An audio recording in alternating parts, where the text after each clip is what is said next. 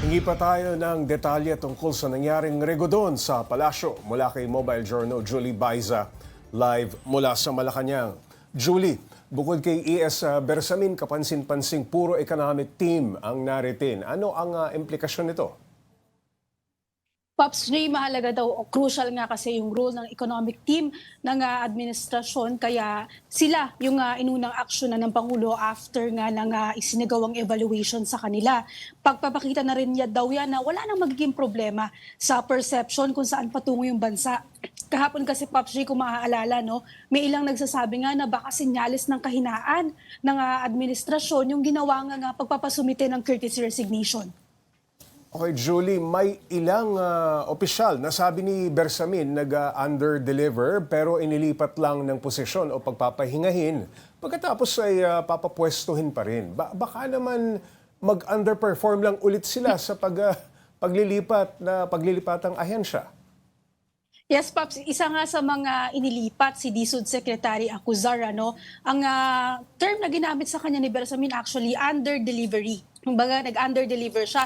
Medyo mataas daw kasi yung standard na naset niya doon sa pagsisimula ng kanyang termino o panunungkulan sa DSUD. Kung maalala kasi natin, si Secretary Acuzar, ang target sana niya, 1 million housing units per year, ano, 6 million by the end of the term ni Pangulong Bongbong Marcos. Sana yung kanilang target na medyo nga mataas, Pops, ano, kasi yun nga yung housing gap ng bansa. Siguro ang sabi naman ni Bersamin, may mga obstacles daw na out of control naman ni Acuzar at out of control din ng government. Yan siguro yung isa sa mga dahilan kaya nga inilipat siya at nakitang fit for another position.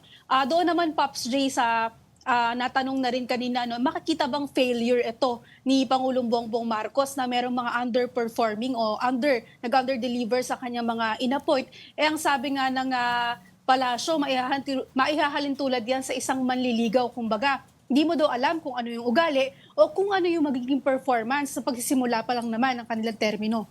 And Julie, marami pang hindi nabanggit na pangalan. Nasabi ba kung kailan sila didesisyonan?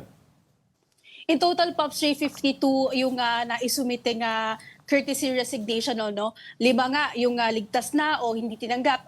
Yung kaya ES Bersamin din, so bali 6, meron na mga ilan na nailipat. Ang sabi ng palasyo, kung si Pangulong Bongbong Marcos nga yung tatanungin, talagang puspusan o papaspasin yan kasi ang gusto niya, mabilis ang kilos. Pero yung humanly, possible nga na paraan nga ng pag-evaluate, hindi naman daw kaya yung parang lump sum o lahatan.